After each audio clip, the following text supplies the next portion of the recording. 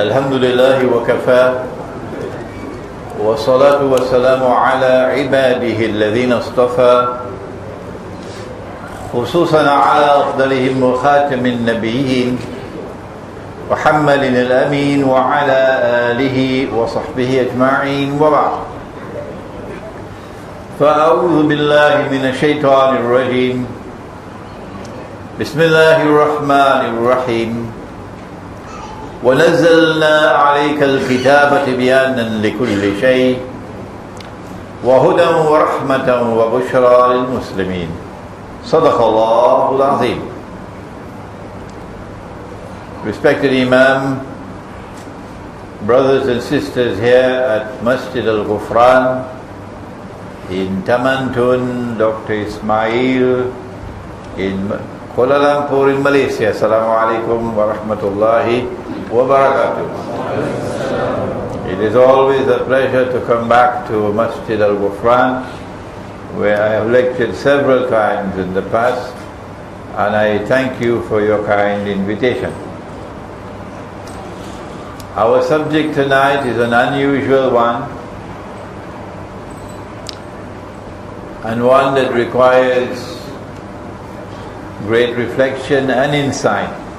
What is the role of Constantinople in Akhir al-Zaman? The methodology that is required is one which was taught by my teacher of blessed memory, Maulana Fazlur Rahman Ansari rahimahullah. And if you do not have the proper methodology, don't bother. You're not going to arrive at the correct conclusion. This methodology has been explained several times in the past, and tonight we should not spend too much time repeating what we have done in the past, except to say that you do not take any verse of the Quran in isolation, and do not take any hadith in isolation by itself to try to get knowledge and make judgment, because sometimes you can be wrong. The proper methodology requires that you do homework. The proper methodology is to collect all the data pertaining to the subject, first from the Quran, and when you acquire that from the Quran, you must bring them together in a harmonious whole, integrated whole. And for that you have to discover what he calls a system of meaning. And that's not a task for boys. You need to have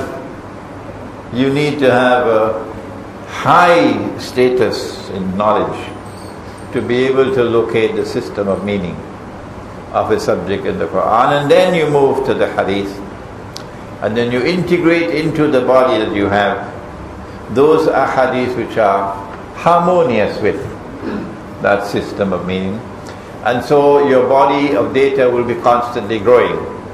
All of this from the Quran, and all of these coming from the hadith. And when you get a hadith which is in conflict in conflict with all that you have acquired from the Quran, from the hadith, you ignore that hadith. Ignore it. And so when Nabi Muhammad alayhi salatu wasalam has referred to a city by name,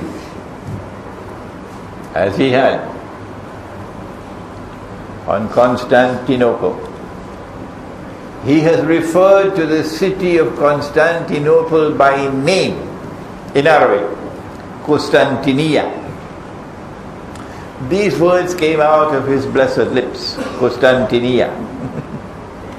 So when you find a hadith which indirectly is referring to the city, and you have to interpret it to be Constantinople, you know this is not in conformity with what I call the literary sunnah. The literary sunnah, that there is consistency. If the Prophet sallallahu ta'ala alayhi wasallam is constantly referring to the city by name, how come over here he speaks about the city and does not mention the name? And this is why when I deal with the subject of Constantinople, don't come to me and tell me, oh, but there's that hadith. Why aren't you mentioning that hadith? Because over there you are interpreting that the city is Constantinople. So this is our methodology. And Akhirul Zaman is the age which will culminate with the Prophet alayhi salatu wasalam described him to us 1400 years ago. A man who would be a Jew. That's not an anti-Semitic statement. He's a Jew.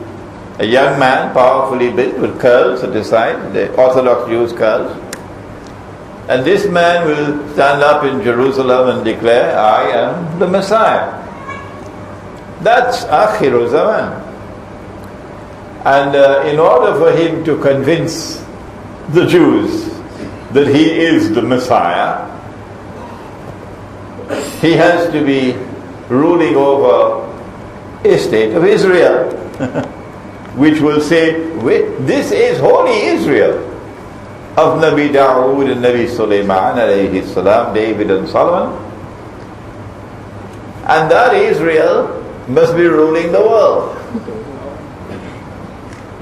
Only then can he claim to be successful as the impersonation of the true Messiah. He would be the false Messiah. He would be Dajjal, Al-Masih al-Dajjal. Oh, everybody knows that. This is common knowledge. And when he makes that declaration, at that time, the attack on Makkah and Medina will occur. And he'll come from the east. 20 times the Prophet ﷺ pointed to the east. And he will ride on a donkey. And the donkey will travel as fast as the clouds. And the donkey will have his ears stretched out wide. Religious symbolism. Oh, Brother Imran, didn't you study geography? Huh? The Prophet said that Dajjal will come from the east. And in your book, your bestseller, Jerusalem in the Quran, you say that when Dajjal was released on the island, remember the island? No? You don't remember the island? Oh my. Well, read Jerusalem in the Quran. Hadith speaks about an island. And Imran Hosein says the island is Britain.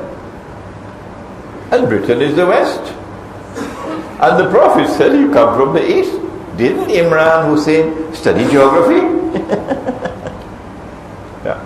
He will come from the east at that time when his mission is completed. A day like a year has been completed. A day like a month is completed.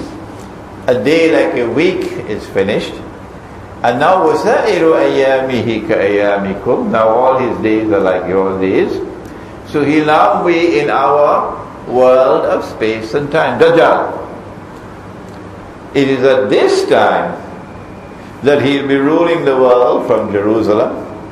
And at this time the attack will take place with fighter aircraft. Our interpretation. But those who insist that no, a flying donkey is a flying donkey, and they want to wait for the flying donkey, we have to respect their view. When we interpret, we do not do it in a dogmatic way. When we interpret, we say Allahu Alam, Allah knows best. So we say it's a fighter aircraft, the flying donkey. And the attack will come from the east, but the angels will block the attack. I have a booklet at the back entitled Madinatul Nabi returns to center stage in Akhirul Zaman. It's only about 25 pages long. And that booklet describes this event when the attack on Medina takes place. But then after that, when the angels block him, then the Israeli attack on Syria will take place. So we know Israel is going to attack Syria. Dajjal will be there. And then Damascus becomes the center of the world. Because Dajjal is in Damascus, and Imam al-Mahdi is in Damascus. He is inside the masjid, he is outside, and then Nabi Isa alayhi salam comes down in the masjid, Damascus. So now you know why Damascus is so important. You know why this bloodshed and so on is going on in Syria now. Why? Because this is the culmination, Damascus, the end time. But our subject is Constantinople. And while we recognize that there is a countdown in Akhirul Zaman, the countdown to the final culmination, the countdown or the last stage commenced when? It commenced with Surah Yunus. Surah Yunus, when Allah says, بَعَدَ أَعُوذُ بِاللَّهِ مِنَ الشَّيْطَانِ الرَّجِيمِ الآن, now Fir'aun, now وَقَدْ عَصَيْتَ قَبْلُ, and before this you were in arrogant and obstinate rebellion. وَكُنْتَ مِنَ الْمُفْسِدِينَ, and you were oppressing the people. Now when you are under the water, when you are drowning, now you are declaring your faith, Fir'aun. Allah is speaking, because that's what he did underneath the water. فَالْيَوْمَ نُنَجِّيكَ بِبَدَنِكَ, this day we have decided to preserve your physical body.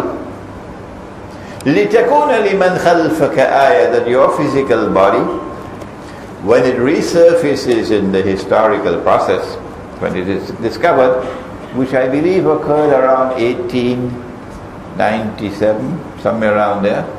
If I'm wrong, somebody please send me an email and correct me. فَالْيَوْمَ نُنَجِّيكَ بِبَدَنِكَ, so that your physical body, which we have preserved, لِتَكُونَ لِمَنْ خَلْفَكَ آيَةً, when it resurfaces in the historical process, would function as a sign for a people to come after you. That they, because they lived the way you lived, will die the way you died. With a divine intervention. Over there it was, take your rod and strike the water. And then, وَإِذْ فَرَقْنَا بِكُمُ الْبَحْرِ, we parted the water. Miracle. And this time it will be another miracle. For a people to come after you, they're going to be punished the same way. This one will be the return of Nabi Isa alayhi salam. And these people are going to die the same way that Pharaoh died. Meaning at the last moment, when death is staring them in their eyes, then and only then will they recognize that Muhammad sallallahu ta'ala alayhi wa sallam, the Arab, who was not a Jew, the Arab, he was indeed a true prophet of the one God, like Abraham alayhi salam, like Moses alayhi salam. At that moment they will recognize that the Quran is the word of the one true God, who sent the Torah, who sent Injil, who sent the Torah, Injil, Zabur, and now he sent the Quran. It is the word of the one true God. And that this man, the son of Maryam, was not, was not a bastard, was not a false pretender, that this is indeed the true Messiah. And then they will die, knowing that they're going into the hellfire. This is how history will repeat itself. Who are they? Banu Israel, the Jewish people. Those Jewish people who are oppressing us, waging war on Islam, and who created the oppressor state of Israel. This is the countdown, beginning around 1897. This is the countdown period. But Akhir Zaman did not begin with the recovery of the body of Fir'aun. No, sir. Akhir Zaman started before that. And one of the primary goals of the enemy in Akhir Zaman was the destruction of the Islamic Khilafah. Because once Muslims had the Khilafah, they were a united community. There was no such thing as Algerian nationalism and Moroccan nationalism and Egyptian nationalism and Pakistani nationalism and all that nonsense. إِنَّمَا الْمُؤْمِنُونَ إِخْوَةً. We were a united community under a leader. And therefore, we had power. We had power when we were united. And once we remained united with the Khilafah, Israel could never have been created. In order to create Israel, they had to destroy the Khilafah. And the city of Constantinople played a significant role in the destruction of Khilafah. How? The Khilafah that Nabi Muhammad alayhi salatu wasalam left us was in the city in which he was buried, Medina. Today, that city is forgotten. It plays no role in the affairs of the Arabian Peninsula, none at all. The politics of the Arabian Peninsula, the strategic affairs of Jaziratul Arab, what role that Medina plays? Zero. It plays no role whatsoever in affairs of the world of Islam. Nothing. Kuala Lumpur plays a more important role than Medina. Medina is forgotten. Umran Bayt al-Maqdis, Qarabu Yathrib. When Jerusalem would be flourishing, said Nabi Muhammad alayhi salatu wasalam, Medina will be in a state of forlorn desolation. Kharabu Yathrib. What role does Medina play in world affairs today? Any role at all? None. So first of all, you take the Khilafah out of Medina, out of Hijaz. So Hijaz is no longer the center of the world of Islam with the Hajj and the Haramain. So they took it to Damascus, Muawiyah radiallahu ta'ala anhu. And then they took it to Baghdad. And then the Fatimids took it to Cairo. And then it was taken to Spain by a breakaway branch of the Umayyah. But it was still Arab. It was still Arab. And Muhammad alayhi salatu wasalam was an Arab. And the early Muslims, the Salaf, they are the ones who said, Khilafah belongs to Quraysh. I didn't say so. And the Ummah agreed with that. This was the collective wisdom of the Ummah of Muhammad alayhi salatu wasalam, that Khilafah belonged to the Quraysh. Because the Quraysh had control over the house of Allah, the Kaaba. He said, sallallahu ta'ala alayhi wa sallam, the best of those who came from Ismail alayhi salam were the Kinana. And the best of those who came from the Kinana were the Quraysh. And the best of those from the Quraysh, Banu Hashim. And I am the best of Banu Hashim. And so Quraysh had a noble status, a very noble status, as the best of those who had come from Ismail alayhi salam to the Kinana. And then the tragedy occurred. A mysterious tragedy occurred. And Islamic scholarship has to do some homework now to explain it. That the people came out of Central Asia, Turkish people, with a mysterious power. And they were able to defeat the Byzantine Empire in the 13th century.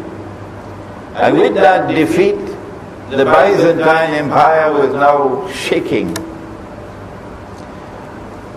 And then they were successful in conquering Constantinople. And when they conquered Constantinople in the 16th century, I think it was 14 something? 1453, MashaAllah. Thank you. This is Masjid Kufran, remember that. 1453. They said, this is the fulfillment of the prophecy of Nabi Muhammad alayhi salatu wasalam. لَتَفْتَحَنَّ الْقُسْتَنْتِنِيَّةِ, said the Prophet alayhi salatu wasalam. Notice, he's using the name Constantinople. You will most certainly conquer Constantinople. وَنِعْمَ الْأَمِيرُ آمِرُهَا, what a wonderful commander will command our army. وَنِعْمَ الْجَيْشُ ذَلِكَ الْجَيْشُ, what a wonderful army that would be, which will conquer Constantinople. And then the claim was made by the Ottomans, the Osmanli, that we are the ones about whom the hadith is speaking. That Sultan Muhammad Fatih is the man that the Prophet ﷺ praised. They're going to be listening to this lecture in Turkey, yeah? We say no. We say no, you're wrong. The conquest of Constantinople is still to come. And then, having conquered the city, if you go back to my lecture that I delivered at International Islamic University on the conquest of Constantinople in Akhirul Zaman, you'll get all the portions that I'm leaving out in this lecture about what they did when they conquered the city and so on. And then, with this newfound power, they established what they call an Islamic government, and they became Sultan. But then they headed this way, for Arabia. And within 100 years or so they conquered Mecca and Medina. That was their target. So once they conquered Mecca and Medina, they can now make the claim, if they want, that we are Khalifa, which they eventually did. And then the world of Islam chose to recognize that this was a genuine Khilafah in Istanbul. It was not. The structure was there of Khilafah, but it was a bogus Khilafah. It was a bogus Khilafah. And it meant to serve a mysterious mission in the process of the destruction of Khilafah. Because now Khilafah is gone from the Arab world for the first time in history. To bring back the Khilafah to the Arab world is not possible. The enemy would not allow it. Would not allow it. And so they held the Khilafah until the forces of Zionism decided, now we don't need you anymore. You served us enough. This is strange language that I'm using. The world of Islam is not accustomed to this kind of language. The enemies decided, we don't need the Ottomans anymore. They have served us sufficiently. Because during these 500 to 600 years that they ruled over Constantinople and Turkey and the other territories of the Ottoman Empire, they did something of crucial importance for Western Europe. They fought war after war after war after war with Russia. So many wars against Russia I can't count. Russia became enemy number one of the Ottomans. And if Turkey is today a member of NATO and will never leave NATO, it's because Turkey is afraid of Russia. That's why they're in NATO. This is their insurance policy, because Russia today is powerful. This taking the Khilafah out of the Arab world and setting the stage for the destruction and elimination of the Khilafah is one half of the story, and the other half is the constant attack, brutal attacks on that part of Christianity that I remarked last night, that there are two branches of Christianity. One is the Eastern Orthodox Christians, who are referred to in the Quran, and there's a whole surah of the Quran named after them. It is Surah Al-Rum. Everybody knows Surah Al-Rum. And Allah speaks in a positive way about Rome in the Quran. Holy battle Rome. Remember? They have been defeated, but soon they're going to overcome. Who is Rome? Who is Rome? I say Rome was the Byzantine Empire. If you want to say that Rome is the Anglo-American Israeli NATO alliance, and people want to believe that rubbish, because that is what it is, I can't help that. Rome is Byzantium, Eastern Christianity. The Roman Catholic Church, which just lost its Pope, I believe they lost the Pope, is Western Christianity. And of course, I hope they will not mind my saying it, they got to appoint another Pope. But for some strange and mysterious reason, a Pope always has to be a European. I wonder why. Ever had a Malay Pope? Ever had an Arab Pope? Ever had an Indian Pope? Ever had an African Pope? The Pope always has to be, excuse my language, a white man. That is the bogus part of Christianity. And this is the more authentic part of Christianity, Byzantium.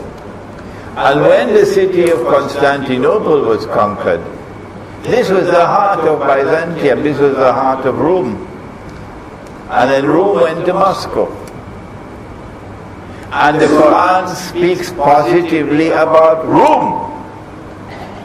And the Prophet ﷺ said that you will make an alliance with Rome in Akhirul Zaman. So what the Ottoman Empire did was to serve the cause of those who wanted to ensure that that alliance never takes place with Rome. And so they attacked these people. They enslaved them. They took their sons and converted them to Islam and trained them to become soldiers to serve the Ottoman Empire. Shamelessly. Shamelessly. It is a shameful blot on the history of Islam what they did.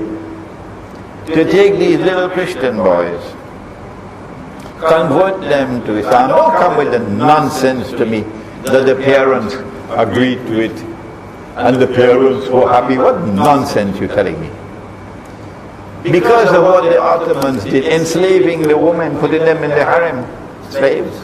Today there is so much hatred for Islam, so much hatred for Islam in Eastern Europe, in Russia, in Bulgaria, in Romania, in Greece, because of 600 years of Ottoman oppression.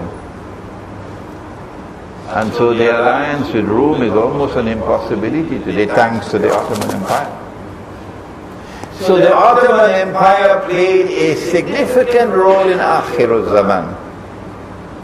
Number one, in setting the stage for the destruction of Khilafah. It's gone. And number two, to prevent an alliance with Rome, which today is Russia.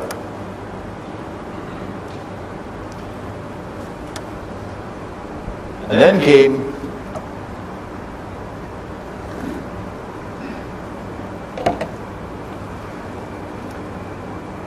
the Arab Spring. I'm not talking about this Arab Spring. I'm talking about that Arab Spring 100 years ago. And that Arab Spring resulted in the breakup of the Ottoman Empire. And that breakup of the Ottoman Empire took place by moving pieces on the chessboard. And Britain played the most important role in the breakup of the Ottoman Empire. The most important role of all is Britain. And then came France to support Britain. The body of Iran was discovered in 1897, and in 1907 we see the first move. Or 1897 the Zionist movement was established. But in 1907 came the treaty, the alliance between Britain and France and Russia. So go home and do your history. Why would Britain and France make an alliance with the traditional enemy, Russia? It was to set the stage, for the destruction of the Ottoman Empire. And then, having made the alliance with Russia, a few years later, I believe, because it was secret, they then made a deal with Russia. The war is coming, we know that. The Ottoman Empire is going to collapse, everybody in Europe knows that. And they now want to settle who will get what. Who is going to get what. And Britain and France offered to Russia, we'll give you Constantinople. That was the sweets to make the deal work. And Russia was so pleased because that's what Russia wants more than everything else. Because Russia is still so much Christian. And when the war eventually was won, and the Russian troops are moving towards Constantinople, they're close to it, and now Russia is going to get the prize that Russia always wanted, Constantinople. Then the Zionists acted. Because they don't want Russia to get Constantinople. So then you had the Bolshevik Revolution, which was a Jewish revolution. And because of the Bolshevik Revolution, Russia came out of the war. And so the agreement was published about Constantinople. And Russia said, we don't want Constantinople because we're not in the war anymore. And the Bolshevik Revolution eventually took a Christian Russia and transformed it into an atheist Soviet Union. Communism came to destroy Rome. Communism came to destroy Rome, to destroy Christianity. Because of the first Arab Spring, the Ottomans lost Mecca and Medina. The Arabs were already longing for an Arab Khilafah. If you would study Sheikh Muhammad Abdu in Egypt, you will see how this Arab Egyptian intellectual, he was an intellectual, was leading an intellectual movement calling for a return of the Khilafah to the Arab world. So there was for 20, 30, 50 years this ferment in the Arab world of trying to revive the Arab Khilafah because the Ottomans could not be accepted as a proper Khilafah. But once the Ottoman Khilafah was abolished on the 3rd of March 1924, and then an Arab proclaimed the Khilafah in Mecca. His name was Sharif Hussein bin Ali, 4 days later. And I wanted to know, how did he get the news so quickly? March 4th or March 3rd, it was abolished in Constantinople. March 7th, he proclaimed his Khilafah. So how did the news reach so quickly? And then I learned, in those days you had something called telegraph. So it came by, the news comes by telegraph. When he proclaimed the Khilafah, Britain would not allow that. France would not allow that. The Zionists would not allow that. No, they have worked and worked and worked for so long to destroy Islam's Khilafah. So then they turned to Abdulaziz ibn Saud to perpetrate the greatest betrayal of all. And there are many in Saudi Arabia now who agree with me, and they write to me. Many in Saudi Arabia who agree with me that this regime, the Saudi Wahhabi regime, played the most crucial role at the end of the drama in destroying Khilafah. They attacked Hussein. Hussein had to flee. They conquered Mecca, conquered Medina, conquered the Hijaz. Now we control the Haramain and the Hajj. No one can claim the Khilafah unless you control the Hajj. We will never claim the Khilafah ourselves, these people who are disgracefully betraying Islam, and we will not allow anyone else to claim the Khilafah. And so that is the end of Khilafah. And Constantinople has played a strategic role in the destruction of the Khilafah. The Ottoman Empire performed the third function that I forgot about. Not only did they conquer the Hijaz and take the Khilafah to Constantinople to set the stage for the destruction of the Khilafah, not only did they wage endless wars of aggression, bloody aggression and oppression of the people of Eastern Europe, particularly Russia, Rome, of whom the Quran speaks positively, Rome, and with whom we'll have to make an alliance in Akhiru Zaman. But in addition to that, the Ottoman Empire waged war after war against the Shia in Iran to try to foment as much as is possible Shia-Sunni strife. Shia-Sunni strife and hatred for each other.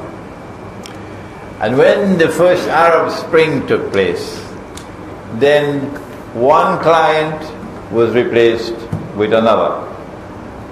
These two clients were actually sisters of each other. And these two clients continued to perform the same role. When this one ended, this one continued it, namely the Saudi state. The Saudi state, the Saudi Wahhabi state, continued to perform the same function that the Ottomans were performing. The Ottomans were in friendly terms with Britain and France. when in one of the wars with Russia, I think in the late 19th century, must be around 1870 something, 80 something, the Russian troops were close to Constantinople in a war. Guess who saved the Ottoman Empire? Britain sent her fleet to Constantinople. And when the Russian army saw the British fleet, they could not move. So then they had to make a treaty with Turkey. I think it's probably called the Treaty of San Stefano. I may be wrong.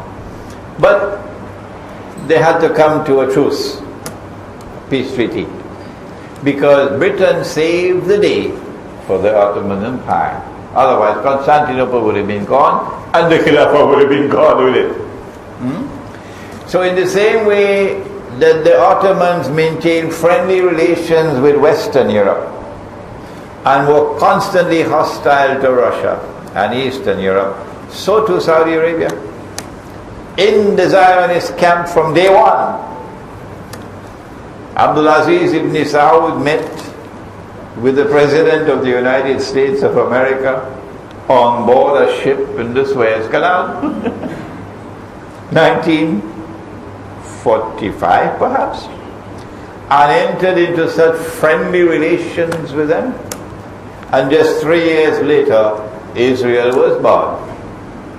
And who is the first state in the world to recognize Israel? Oh yes, the same United States of America. So Saudi Arabia ended up with mess on its face. These are your friends. The Quran has prohibited you from maintaining friendly ties with a Judeo-Christian alliance.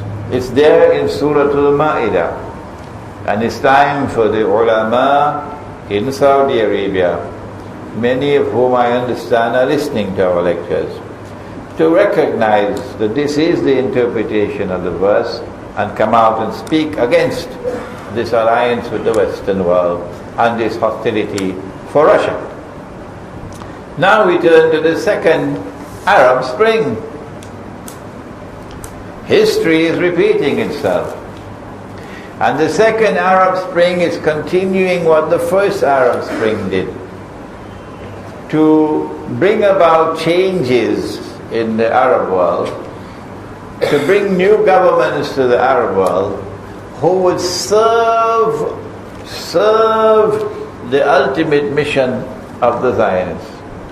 They want Israel to take over from the United States as the ruling state in the world.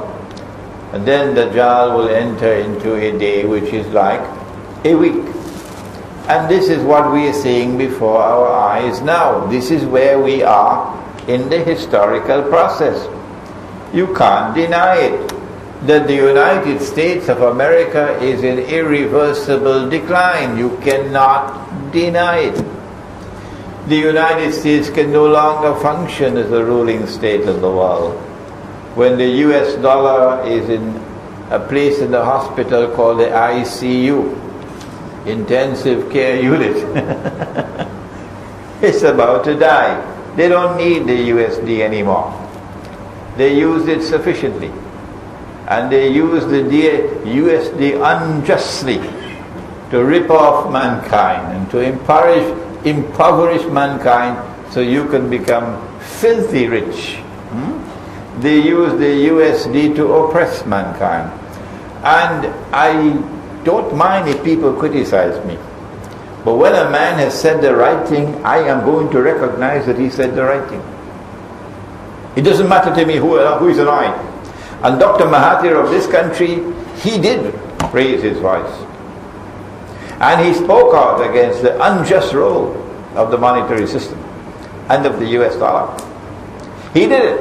And not because you have an election coming up in this country, does it mean that I must be silent on things that I must speak? Oh no, I am not concerned with your elections at all. What is right has to be spoken. And last night I spoke about Charles de Gaulle and about Dr. Mahathir on this. The United States is in decline. Something has to replace the United States. Our Ilmu Akhiru Zaman, our Islamic eschatology tells us that Pax Britannica was emerged for Dajjal in day 1, and then came Pax America, Dajjal in stage 2, and finally will come Pax Judaica, or Israeli rule over the world. But the Arab Spring recognizes, those who crafted the Arab Spring, the second Arab Spring, they recognize that in order for Israel to replace the United States as the ruling state, Israel will have to come out from behind the hijab and wage great wars. And Israel does not want to wage these wars and appear to the world as an aggressor. I've been saying this for the last, 15 years or more. So in order for Israel to wage her great wars, she has to create some casus bellum, some justification. And for that you need the Arab Spring, which will bring Islamic governments to power. And when these Islamic governments come to power, the world has to be presented with the spectacle of Islam re-emerging as a menace to the world.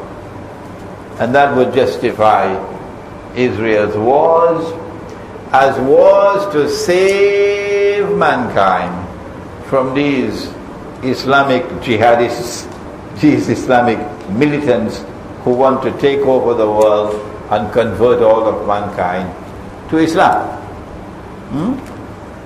And that's where we are now. But I suspect, and I share with you my thoughts tonight, this is my suspicion, that Dajjal has some tricks up his sleeve. And he has some more work for Constantinople. Yeah. I have said, and this is my opinion, Allah knows best, that the world of Islam is waiting for Imam al-Mahdi, alayhi salam. And I'm getting emails all the time, Sheikh, Imam is born. Yes, the Imam is in so and so place. I can take you to meet him, Sheikh. The world of Islam is waiting for Imam al-Mahdi. And we say Imam al-Mahdi is an Arab, not Indonesian, not Japanese, not Sundanese. He's an Arab. And he's going to come out of Medina, not Jakarta. He's going to come to Mecca. And he's going to proclaim himself Imam in Mecca. Mecca has never been a Shia city.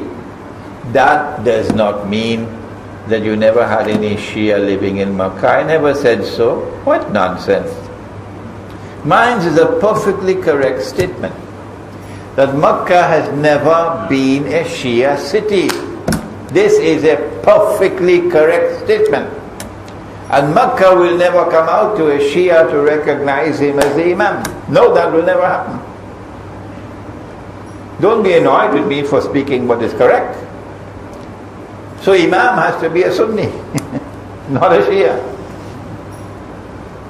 But the Shia say no, Imam al-Mahdi is going to be Shia. And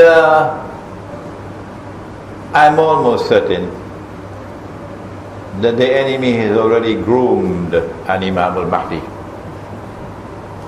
who will proclaim himself to be Imam al-Mahdi. He'll be Shia. As soon as Israel attacks Iran, I expect that Imam to emerge. And I say to my Shia brothers, and you are my brothers, I hope you don't be annoyed with me. I am anticipating that the Shias are going to be wild with joy. And like cattle, they will flock to him and accept him. This is indeed the Imam al-Mahdi.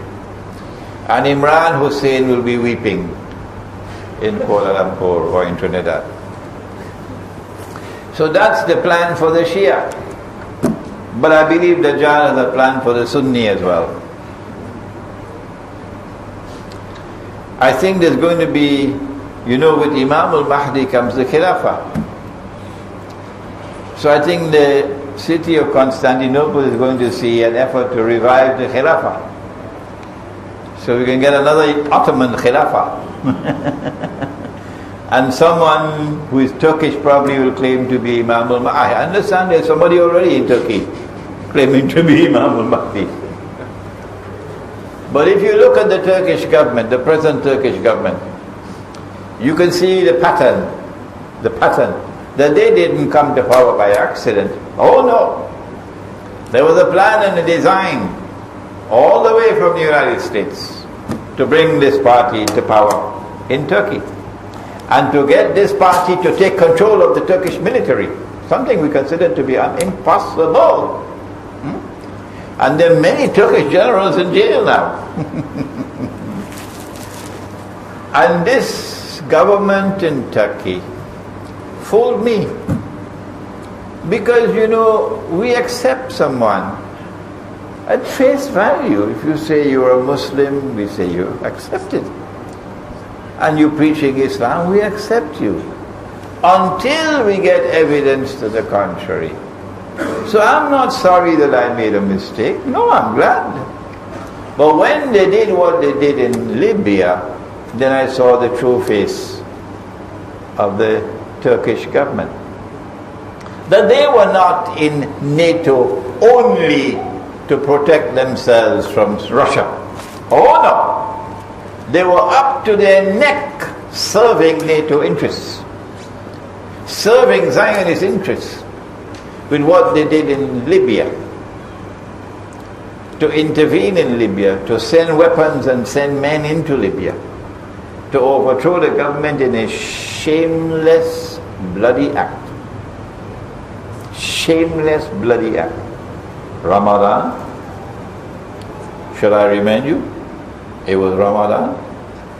The people had fasted all day long, and you evil people, you followers of Shaitan, who say you are waging a jihad, no jihad, a Yankee jihad. You choose that moment when the people are breaking their fast to infiltrate your people into Tripoli and then start shooting wildly, and you kill 1,200 people to sow panic in Tripoli? People who have just fasted for the whole day, don't you have any shame? And then the British Prime Minister and the French Prime Minister land in Libya to show their support for the new Libyan regime. And guess who came after them? Yes, shamefully so. I'm telling you to your face, Mr. Prime Minister, shamefully so, the Turkish Prime Minister. So then we got the true face of this Turkish government. And what they're doing now in Syria only confirms what we suspected. If a new Khilafah is to be established in Constantinople, and someone is to claim to be Imam al-Mahdi and so on, then Turkey has to expand. Turkey has to take over Syria and drive Russia out. The Russian naval base in Syria. Turkey, they don't want you in the European Union. You can't get in the European Union. No, they don't want you. Well then, what else? Answer? If we can't get into the European Union, then what we're going to do is become the new Khilafah. And so the Turkish Union now, Turkey expands and Turkey becomes a power in the world of Islam. Turkey already has the most powerful military force in the whole world of Islam. The most powerful military force is the Turkish Armed Forces. And so the Western world, the Zionist world, will use this new Khilafah that is coming. This bogus Khilafah that is coming. As bogus as the Shia Imam al-Mahdi who is coming. Don't be annoyed with me because this is coming. And they will use this new Ottoman Caliphate to get the world of Islam to again bow down to this Khalifa. Not me.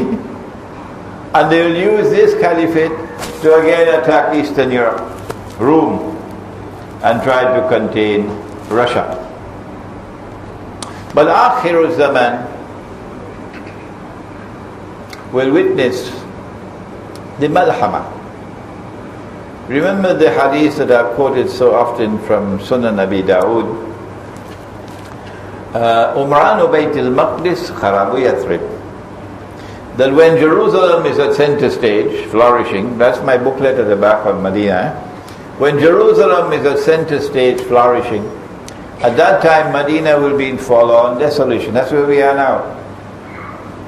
Then he went on to say, sallallahu ta'ala alayhi wa sallam, he's speaking to Mu'az ibn Jabal, radiallahu ta'ala anhu. He went on to say to Mu'az, radiallahu ta'ala anhu, Kharabu Yathrib, Khurujul Malhama. At that time when Medina is in forlorn desolation, look for the Malhama. And that's where we are now. The Malhama is the great war. And that great war will be between the two world powers. You have the Anglo-American Israeli NATO alliance on one side, who want to rule the whole world and then gave to Israel that rule over the world. And then you have Russia, which refuses to bow down. No. Vladimir Putin is a patriot. And this godless Soviet Union has gone into the garbage bin. The Zionists tried something, but it failed. And now Russia is returning to Christianity. That is the strategic reality of this moment. Russia is returning to Christianity. How can you explain that the State University of Moscow, which has one of Russia's foremost intellectuals as the head of international relations, this man has so much respect for me? Yes. And they have contacted me and they want to extend an invitation to me to come and lecture at the State University of Moscow. This is the evidence that Russia is returning to Christianity. Rome is returning. But the Salafis don't listen to me. Oh no, they will not. Russia is returning to Christianity. And Russia will not bow down to the Zionists. And China is a proud civilization. I'm not talking about the Chinese in Singapore. China is a proud civilization. And China will not bow down to the Zionists. No. So this is the Malhama which is coming. When this Malhama comes, the Prophet said, sallallahu ta'ala alayhi wa sallam, it will be such a great war that birds flying in the sky will fall down. And I interpret that to mean that nothing will fly anymore. No more aeroplanes, no more fighter aircrafts, no more electronic warfare, no more cruise missiles. And so now warfare will be conducted on the land and on the sea. Russia knows that it's coming. And Russia cannot fight that war while NATO controls Constantinople. Putin knows that. Every Russian knows that. You cannot survive. You cannot wage that war while NATO controls Constantinople.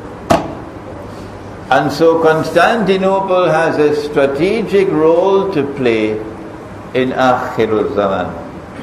This is military science, and I am not an expert in military science. Those who are experts in military science, they will explain to you what I am saying. I am just giving you the contours of the subject. Well then, something is going to happen in Constantinople in Akhirul Zaman. And guess what he said? Sallallahu alayhi wa sallam. He said, Kharabu Yathrib Khurujul Malhama. That when Medina is in forlorn desolation, look for the Malhama. But then he went on to say, Khurujul Malhama Fathul Constantinia. That the Malhama will include the conquest of Constantinople, or that after the Malhama, the next thing would be the conquest of Constantinople. Of these two interpretations, my heart tends to the first one. That once the Malhama commences, and we are now on the doorstep of that Malhama, the conquest of Constantinople will take place soon after. And then the Prophet spoke about a Muslim army. Tonight I want to say, I don't think anyone will disagree with me that Russia on its own cannot conquer Constantinople. Russia does not have the land to march to Constantinople. Russia will have to use air power and sea power, but cannot use land power. So if Russia is to conquer Constantinople, Russia will have to get help. And I believe that this is the meaning of the hadith. لَتَفْتَحَنَّ الْقُنْسْتَنْتِنِيَّةِ, that you will most certainly conquer Constantinople. That a Muslim army will conquer Constantinople. And no Muslim army can conquer Constantinople unless you have a large number of Muslim Turks with you. Turkish Muslims. And so I am suggesting to you that you're going to witness civil war in Turkey. And that civil war can come when the Turkish Prime Minister and President very, very, very foolishly attack Syria. Go ahead and attack Syria. And I say to you, Prime Minister, you're going to see civil war in Turkey. And that civil war in Turkey will lead to Muslims joining with them. And the Prophet said, وَلَنِعْمَ الْأَمِيرُ آمِرُهَا. He praised the commander of that army.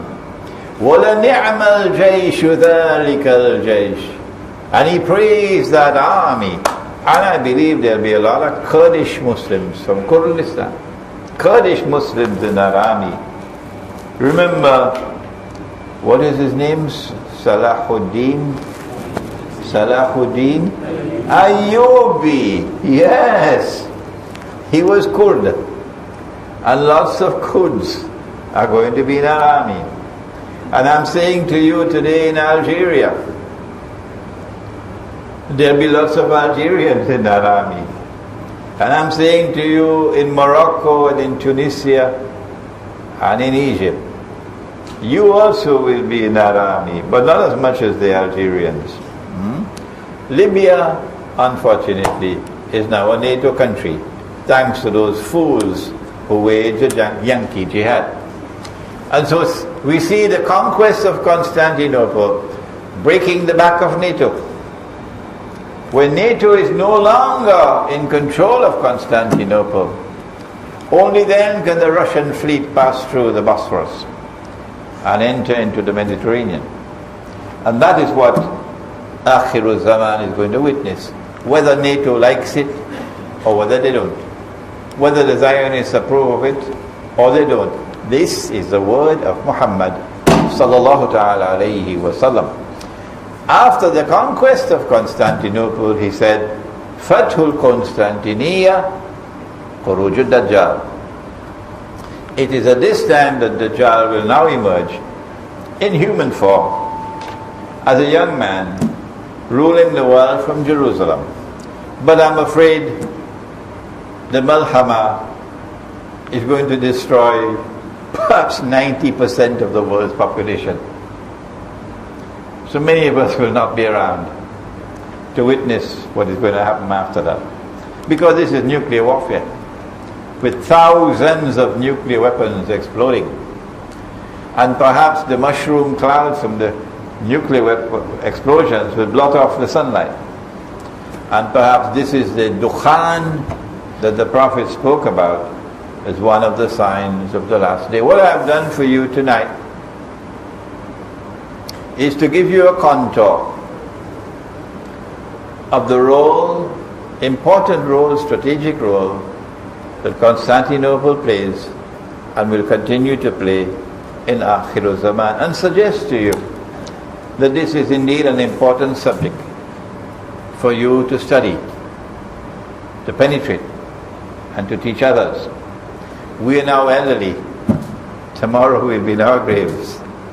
And it's time for the younger ones to come up and study Ilmul Akhir Zaman, or Islamic eschatology, that the truth which is in Islam might reach the world. ربنا تقبل منا إنك أنت السميع العليم وتب علينا يا مولانا إنك أنت التواب الرحيم برحمتك للفردوس أعلى ولا أقوى على نار الجحيم الله فهب لي التوبة واغفر ذنوبي فإنك غافر الذنب العظيم إلهي لست للفردوس أهلا